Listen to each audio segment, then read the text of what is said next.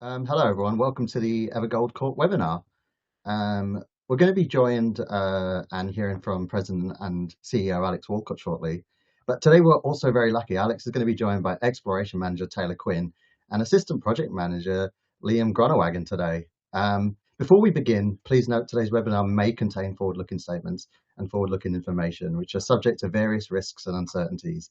Actual results may differ materially from those discussed today.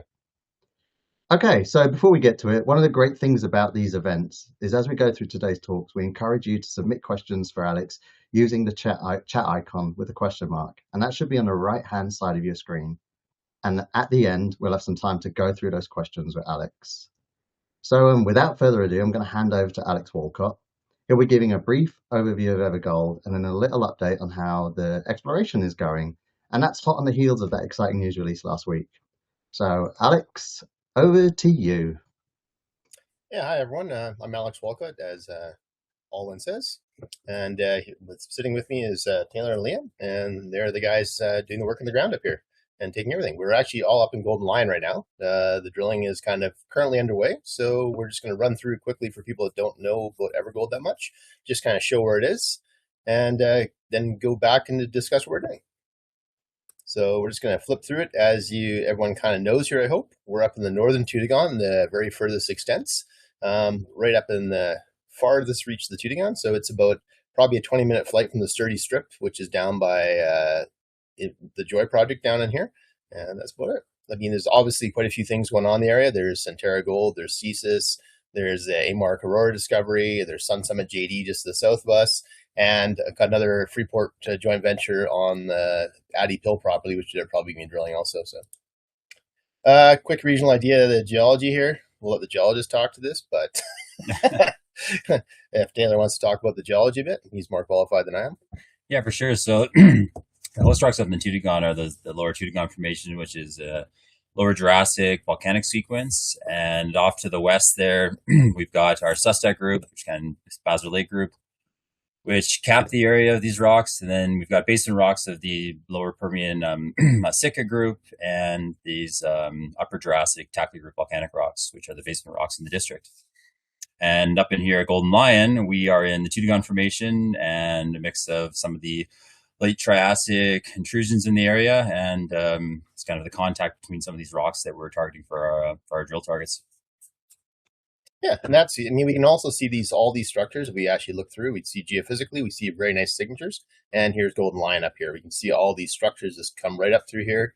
And, there's a lot of interpretation still. I mean, the Tootingan's still fairly, as much as it's explored, there's a lot of new concepts people are looking at, and it's moving forward.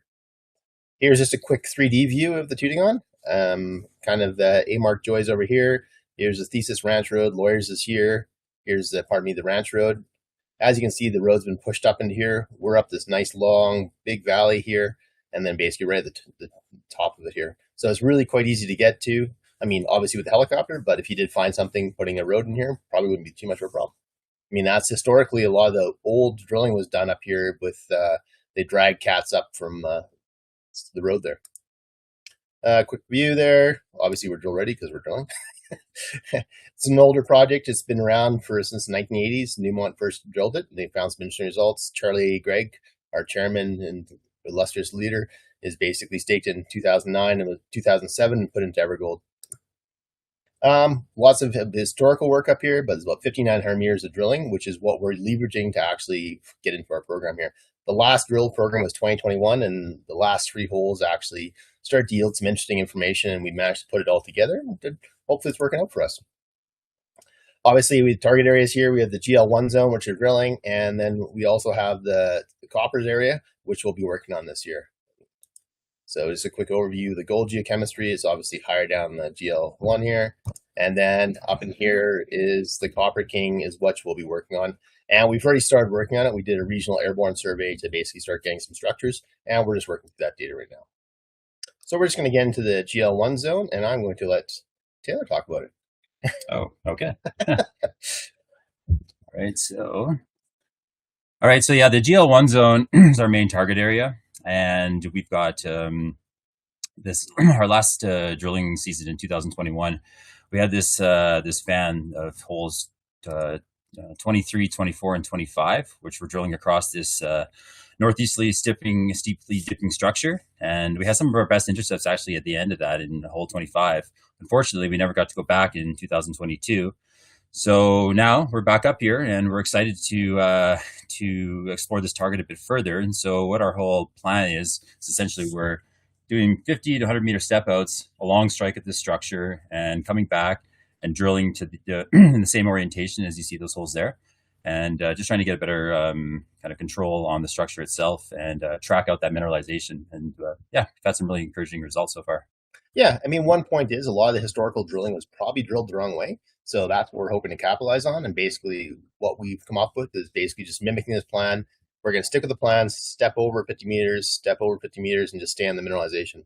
And we'll see how it works out. I mean, obviously, with the proof is in the assays. So anyway, here's actually from Taylor's thesis, because he finished his master's on this project. So he is the expert. Yeah, so what you're seeing in this cross section here in those orange colors, the D series intrusions, D1 through D3, are these kind of early Jurassic intrusions that have cut the Teutogon Formation. And it's the contacts of those dikes that host our mineralization. And there's been some post-mineral movement on them, and more fluids come in, and then more mineralization after that. And on the right-hand side here, that pink unit, that LTDG, is a late Triassic granodiorite. So that's actually a thrust fault and a Claw Mountain fault. So we're thrusting those late Triassic rocks above these early Jurassic rocks, and it's that structure that we're tracking, and more importantly, some of those second-order faults that are associated with that host our mineralization.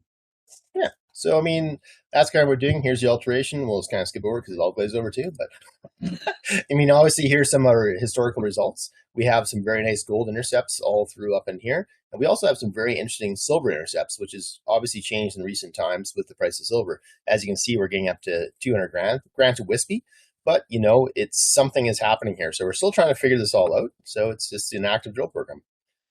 Here's some of the images, some of the core with some of the intercepts. Obviously, this is kind of very similar to what we're seeing currently, so we will see what happens. 3D view is not working here. I'll just kind of fast forward a bit to the geophysics here, which shows a nice trend. So this is the trend we think actually might be the fault structure, which we can track and control. So we think a lot of the historical drilling was too far to the southwest, and hence we've moved the new drill holes up into the structure, and that's where we're drilling now. And I'll pull another image up if I can. While we on this here studio show, and this is basically our first fan of drill holes. So this is 50 meters over from the last section. We've completed 2 holes to date, and we're starting on our 3rd one. So we will see what happens. The proof will be in the pudding once we get assay results back, which is, as anyone knows, anyone's guess. So we'll just go back to the deck for a second here. Should I get there? And that's what we're doing in the GL1 zone. So, and the other thing, Coin, is we're basically looking at the copper potential of Golden Line. We obviously picked up some inlier claims in the last year, and we haven't done much work on them because we didn't hold all the claims, but there's some very nice copper numbers up. So that's what we're going to be focused on. As you can see here, even to the north of GL1, there's a lot of skarn-style mineralization, a lot of really nice smoke in the valleys and the copper numbers. Like, bear in mind, the little magenta, I think, is greater than 1%. If memory serves me, I can't quite read it on my screen. And it basically it's all scattered through. There's also some historical drilling where they basically talk about native copper, chalcocite, and bornite in the hole. So we're kind of interesting to kind of check out this northern area here. We actually did fly a mobile MT survey probably a few weeks back, and we're just waiting for the final results. That's probably going to be the end of the month still by the time we get all the data and all the inversions done. So, but we should be able to use that to help guide our exploration. I mean, as I'm not sure how well you can see it on the screen, but these are some very smoking copper numbers and silts. I mean, when you're starting talking 500 ppm in silt samples, that's something to go take a look at. So that's going to be one of the focus. We have a crew coming in, a couple of days? Yeah, I think in 4 days from now. 4 days, mapping crew and basically silt soil sampling crew, and they're going to do some contour sampling, some silt sampling, and that's pretty well what we're going to see what we can come with. So far we've checked a few boxes. Detailed drone mag should be getting done this week, and some LiDAR. Drill testing, we're on it. Passive mobile MT and mag, kind of check mark, and moving through things. We do have a permit for doing the IP, and we got that probably last week sometimes. So that's pretty well life in a nutshell. I mean, here's obviously some of the people involved in it, and obviously Liam and Taylor are also very, very key people here. So we will keep going. And market structure is fairly tight still, so hopefully we can get some things going for you. Any questions? Yeah, Alex. Yeah, thank you. That was a great overview of where we are and what's coming up. Don't just Yeah, say just me.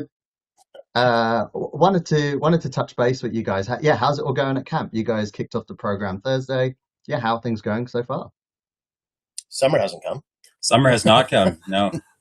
We spent a bit of time here when we first got up rebuilding our camp. We had some stuff left over from 2020 and 21.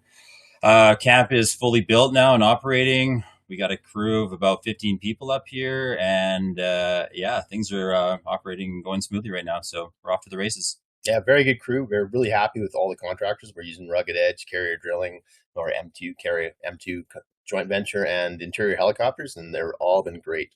Like, it's definitely moving smoothly.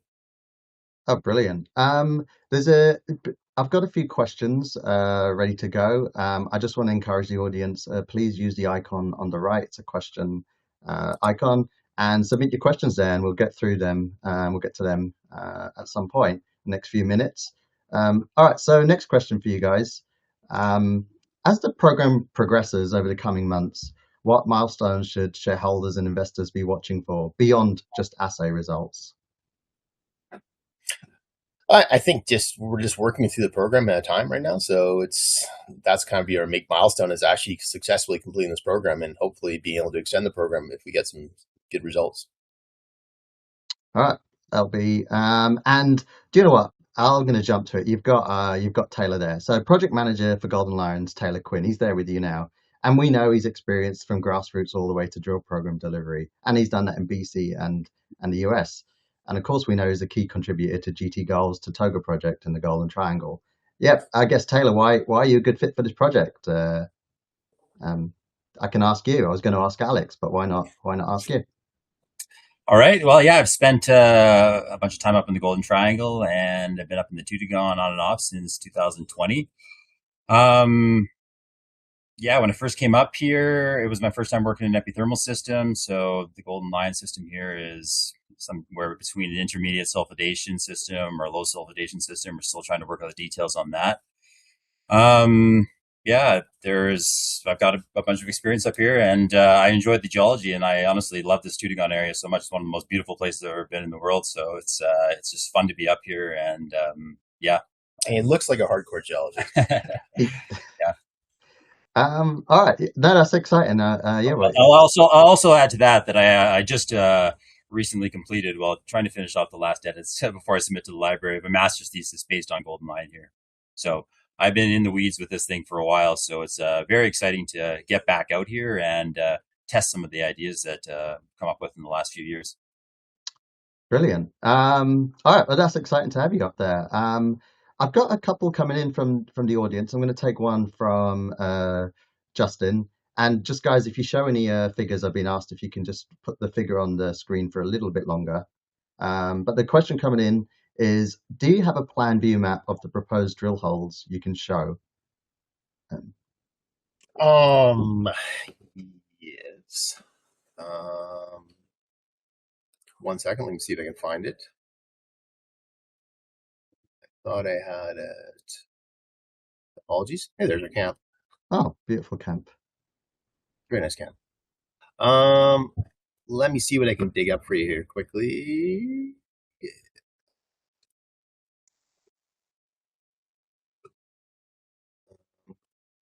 I just have to upload a quick image here.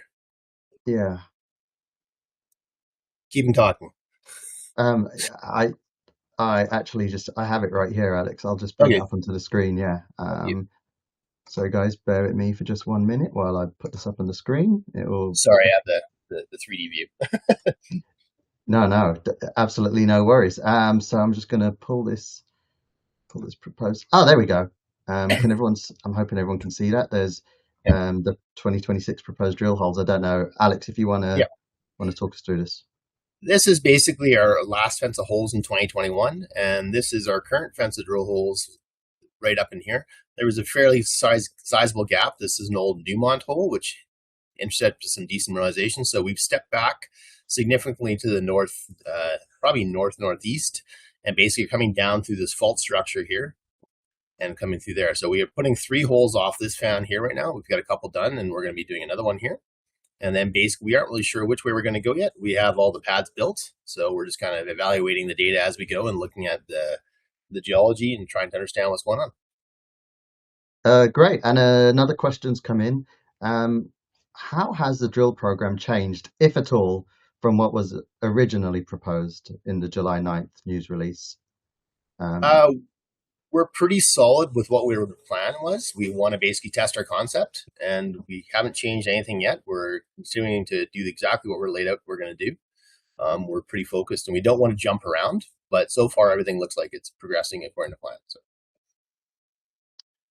Great. And another question, I'm just going to ask you a little bit about the copper potential.